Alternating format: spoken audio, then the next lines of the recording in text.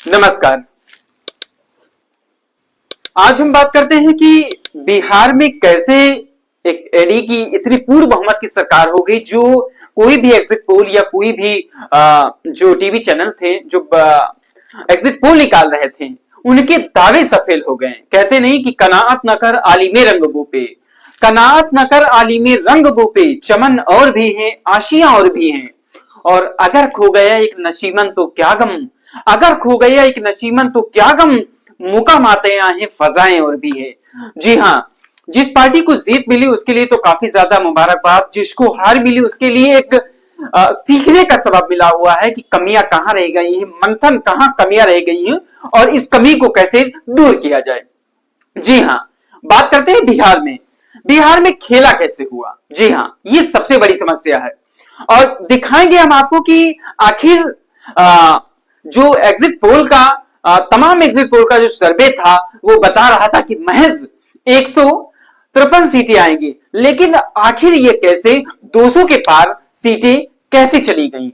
इन तमाम चीजों के बारे में हम वो तमाम 10 सवाल आपको बताएंगे जो कमियां रह गई हैं विपक्ष की ओर से। आरजेडी बड़े बड़े दावे जो कर रही थी उसमें कहां कमियां रह गई और जो एनडीए के तमाम गठजोड़ और प्रचार प्रसार और कैसे क्या हुआ और नीतीश बाबू ने कैसे खेला किया, इन तमाम चीजों को हम आप 10 सवाल को बताने वाले हैं। जी हाँ, सबसे बड़ा मुद्दा है, सबसे पहला जो बिहार में सबसे बड़ा खेला किया गया कि बिहार में मुद्रा पर वोट किया गया। जी हाँ, 20 अगस्त को बिहार के मुख्यमंत्री नीतीश कुमार घोषणा करते हैं और 20 सितंबर तक सभी महिलाओं को वहां के लगभग 40% महिलाओं के खातों में वो 10-10 हजार पहुंच जाते हैं। ऐसे में चुनाव के इस करीब समय में 10-10 हजार महिलाओं को मिला तो महिलाएं उत्साहित होकर और काफी ज्यादा संख्या में वोट कर दिया। जी हाँ, चुनाव में सबसे बड़ा खेला इन्हीं महिलाओं का रहा, जो महिलाएं एक तरफा वोट दे दिया और एनडीए की जो पूर्ण बहुमत बनी, 200 की पार बनी, इसमें सबसे ज्यादा योगदान महिलाओं का रहा। जी हाँ, 40% महिलाएं सभी सीटों पर इस तरीका से फाइटर साबित हुई, जिससे आरजेडी काफी इससे पीछे निकलते हुए नजर आई। जी हाँ, इसके बाद जो दूसरा खेला किया गया, विपक्ष में जो आरजेडी के उम्मीदवार तेजस्वी यादव बड़े बड़े दावे कर रहे थे, बहुत बड़े बड़े दावे कर रहे थे।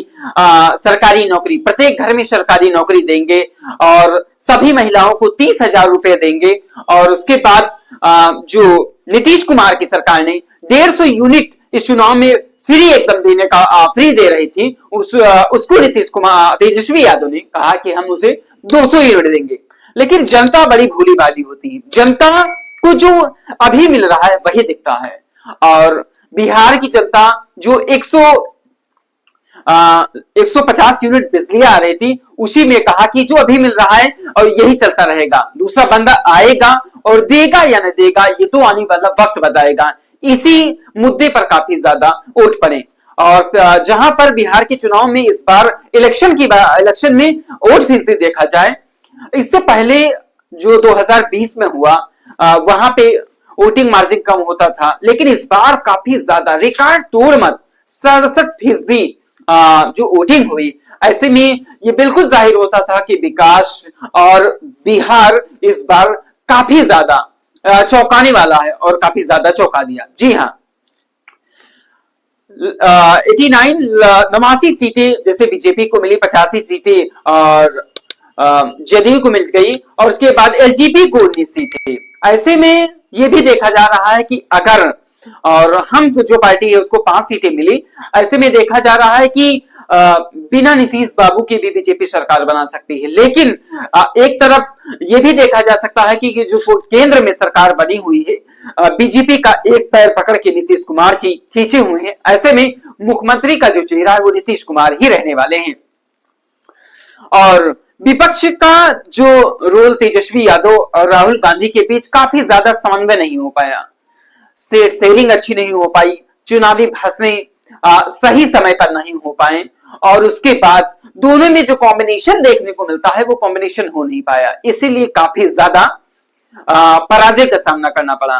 25 सीटें, ये परिकल्पना नहीं की जा सकती थी, जहां पर लाके खड़ा कर दिया है। जी हाँ, ये 2010 वाली घटना, जब 2010 में आरजेडी को 22 सीटें पर लाकर खड़ा कर दिया था नीतीश बाबू ने, और इस बार वे 25 सीटों पर ला खड़ा कर दिए हैं। जी हाँ, और इस बार देखा यह भी जा रहा है कि आरजेडी का सबसे ज्यादा हार का मेन कारण है वो है जनसुराज पार्टी। जी हाँ, जनसुराज पार्टी अधिकतर लगभग 243 सीटों में 238 सीटों पर चुनाव लड़ा, और